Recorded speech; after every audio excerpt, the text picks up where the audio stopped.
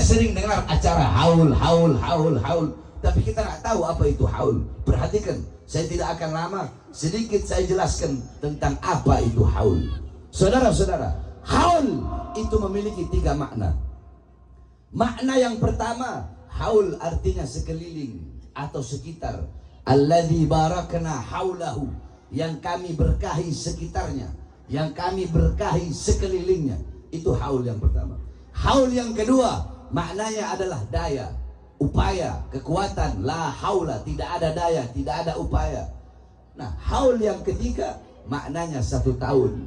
Setiap perputaran waktu 1 tahun, itu namanya haul. Nah, banyak acara-acara haul di seluruh Indonesia. Acara haul para habaib, acara haul para kiai, acara haul para abuya, acara haul para mama, acara haul para ajengan. Banyak sekali di Indonesia diadakan acara-acara haul. Nah, saudara-saudara, di dalam acara haul pertama dibacakan manaqib, dibacakan bagaimana sih sejarahnya beliau. Di dalam ada 1 hadis yang dimana hadis ini jarang sekali kita dengar. Hadis ini ada dalam kitab Bughiyatul Mustarsyidin, Fatwa Ulama Mutaakhirin, Sayyid Al-Habib Abdurrahman Al-Masyhur. Di situ bunyi hadisnya, qala Rasul sallallahu alaihi wasallam, man warraha mu'minan faka'annama ahyahu, faman qara'a tarikhahu faka'annama zarahu, faqad istaujaba ridwanallah fi huzuril jannah. Kata Rasulullah, siapa orang yang membuat sejarah orang mukmin, membuat sejarahnya orang yang beriman kepada Allah, membuat sejarahnya orang soleh, membuat sejarahnya para ulama. Ada santri-santrinya almarhum Kiai Haji Mama Uci, mereka tulis manakibnya, mankobahnya, ditulis, oh dulu Kiai Mama Uci itu begini, beliau sama santri begini, akhlaknya seperti ini, adabnya ini, beliau punya guru-guru ini, santri-santri ini, kitab-kitab yang beliau ajar ini. Kalau ada orang yang bikin manakib seperti itu, faka'annama ahyahu, seakan-akan dia telah menghidupkan orang tersebut. Jadi kalau ada orang bikin manakibnya Kiai Haji Uci, Kiai Haji Mama Uci, orang yang bikin itu seakan-akan dia telah menghidupkan kembali almarhum. Faman qara'a tarikhahu, siapa orang yang membaca sejarah hidup orang mukmin tersebut, faka'annama zarahu, maka seakan-akan dia telah berkunjung kepada orang tersebut. Jadi ada orang zaman sekarang, Kiai Uci udah berapa lama meninggal? 16 tahun. Tapi anak-anak yang di sini mereka baca sejarahnya almarhum Mama Uci. Walaupun udah 16 tahun lalu, tidak pernah ketemu sama beliau, tidak pernah duduk bareng sama beliau, tidak pernah langsung taklim sama beliau, tidak pernah langsung pasaran sama beliau, tidak pernah langsung ngaji sama beliau, tapi dengan membaca sejarah beliau, seakan-akan telah berkunjung dan berjumpa dengan beliau. Itu kata Rasulullah. Kenapa? Karena begitu mulia ulama, karena begitu mulia orang-orang soleh. Saudara-saudara sekalian yang dimuliakan oleh Allah, kalian berpikir, oh yang kita hauli sekarang Mama Uci itu sudah meninggal dunia? Enggak. Famal hayat illa li ahlil ilm. Tidak ada kehidupan kecuali kehidupan hanya miliknya orang-orang yang berilmu. Wamal mautu illa li ahlil jahli. Dan tidak ada kebodohan dan tidak ada kematian kecuali kematian hanya miliknya orang-orang yang bodoh. Al jahlu qabla mauti mautun li ahli fa ajsaduhum qabla al kuburi kuburu. Sesungguhnya orang-orang yang bodoh, orang-orang yang tidak tahu agama, buta Islam, buta iman, buta Quran, buta fikih, buta syariat, orang-orang yang hatinya gelap, orang-orang yang hatinya tidak ada cahaya Allah, orang-orang yang hatinya kosong dari Al-Quran, kosong dari sunnah, kosong dari cahaya Allah, kosong dari syariat Rasulullah. Orang-orang yang bodoh, qabla mauti mautun li ahli, sebelum dia mati sesungguhnya dia telah mati. Orang mati, orang bodoh tidak usah nunggu mati, sesungguhnya dia telah mati. Fa ajsaduhum qabla al-kuburi kuburu. Jasadnya orang yang bodoh sebelum dikubur, sesungguhnya jasadnya telah terkubur, saudara-saudara. Sebaliknya, famal hayat illa li ahlil ilmi. Tidak ada kehidupan kecuali kehidupan itu hanya miliknya orang-orang yang berilmu. Al-alim hayatuhu abada. Orang-orang yang berilmu itu hidupnya abadi selama-lamanya. Sebagaimana ibunda Nabi Muhammad SAW. Perhatikan, ibunda Nabi Muhammad Sayyidatuna Aminah, ketika beliau pergi berziarah ke makam suaminya Sayyidina Abdullah, ketika itu Nabi Muhammad masih berumur 6 tahun, ada yang mengatakan umur 7 tahun. Sebelum beliau wafat, ketika beliau berada di satu desa yang bernama Abwa, Al-Abwa Gariyah bainal Makkah wal Madinah. Abwa itu satu desa yang berada di antara Makkah dan Madinah.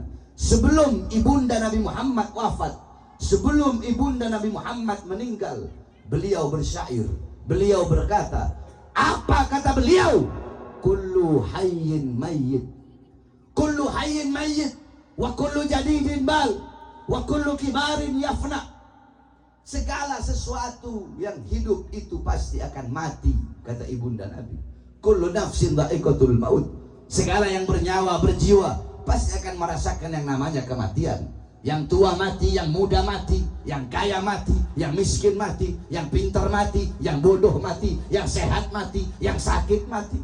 Syarat mati tidak harus tua, saudara-saudara. Syarat mati tidak harus miskin. Syarat mati tidak harus lapar. Berapa banyak orang-orang di tengah kalian, mereka kenyang tapi mereka mati. Mereka nggak sakit, mereka sehat tapi mereka mati. Nggak harus nunggu tua. Banyak di tengah-tengah kalian yang masih muda tapi mereka mati. Kullu hayyin mayyit, kullu man 'alaiha fan. Semua yang ada di atas bumi pasti hancur, pasti binasa. Kullu jadidin bal. Semua yang baru pasti akan usang. Baju barumu tidak akan baru selama-lamanya. Rumah barumu tidak akan baru selama-lamanya. Bahkan daun yang hijau akan ada masanya dia kuning. Setelah dia menguning, dia gugur dari tangkainya, saudara-saudara. Kullu kibarin yafna. Semua orang tua ini pasti mati. Kita sebagai orang tua yang punya anak-anak, paman yang punya ponakan-ponakan, guru yang punya murid-murid, semuanya kita pasti mati. Ana mayyitatun, kata ibunya Nabi. Kata ibu Nabi, aku nanti jadi mayat. Aku nanti mati. Aku nanti jadi mayat. Fadikri bak.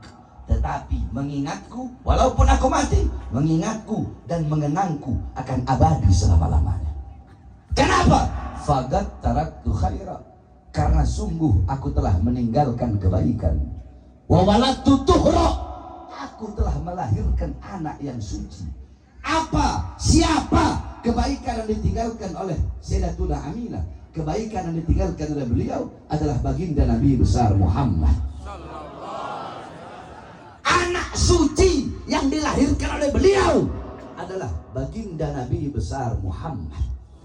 Sehingga setiap orang yang mengenang Nabi pasti tidak bisa dilepaskan daripada mengenang ibunda Nabi Muhammad. Orang yang mengingat Nabi pasti tidak bisa dilepaskan daripada mengingat ibunda Nabi Muhammad sallallahu alaihi wasallam. Begitulah orang-orang saleh dan saleha. Begitulah orang-orang alim dan alimah. Begitulah para muallim dan muallimah, para muaddib, para muaddib dan muaddibah, para mudarris dan mudarrisah. Walaupun mereka telah meninggal dunia, mereka telah wafat, mereka telah tiada, namanya terpampang di batu nisan, jasadnya terkubur, akan tetapi mereka akan selalu hidup, mereka akan selalu dikenang selama-lamanya. A'yanuhum mafkudah wa amsaluhum fil qulub mawjudah. Jasad mereka hancur, raga mereka hancur, tetapi ya, kebaikan-kebaikan mereka, kenangan-kenangan mereka akan selalu ada di dalam hati. Satu contoh, saudara-saudara, Al-Imam Ghazali. Imam Ghazali sudah wafat ribuan tahun yang lalu, ratusan tahun yang lalu.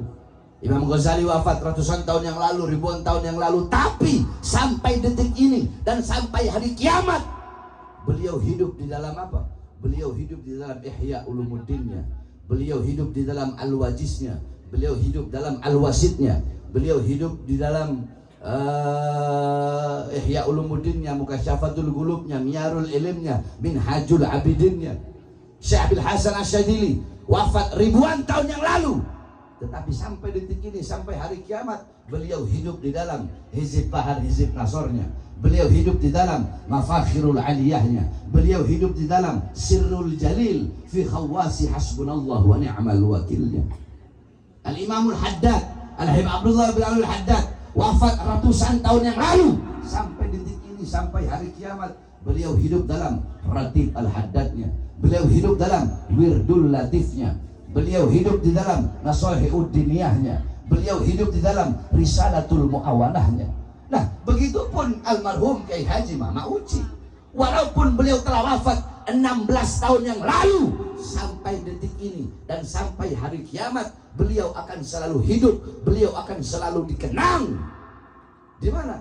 Beliau akan dikenang di pondok pesantrennya, murid-muridnya yang setiap generasi mengamalkan ilmu-ilmu beliau.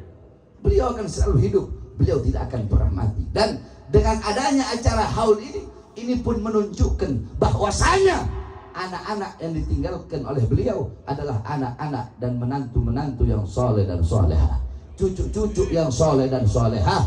Karena apa? Karena mengundang kita semua untuk duduk di majelis ini untuk mendoakan almarhum. Kita duduk di sini mendoakan almarhum. Almarhum mendapatkan kebaikan dari kita. Kita pun yang duduk di sini mengingat almarhum, menjadikan beliau sebagai teladan kita, uswah kita, qudwah kita, sehingga nanti pulang dari sini jadikan, nggak usah kau jauh-jauh cari sosok. Di sini ada sosok Mama Uci. Jadikan beliau sebagai teladan kamu, uswah kamu, kepribadian beliau, kehidupan beliau, keseharian beliau, tawaduknya beliau, rendah hatinya beliau, ketegasan beliau. Jadikan itu, jadikan, tanamkan ruh beliau di dalam jiwa-jiwa putri-putra kalian, putra-putri kalian, anak-anak kalian, rumah tangga kalian. Hidupkan dengan ruhnya Kiai Haji Mama Uci, karena beliau orang soleh yang dimana walaupun jasadnya telah meninggal, akan tetapi akan selalu dikenang, akan selalu disebut selama-lamanya, tidak akan pernah musnah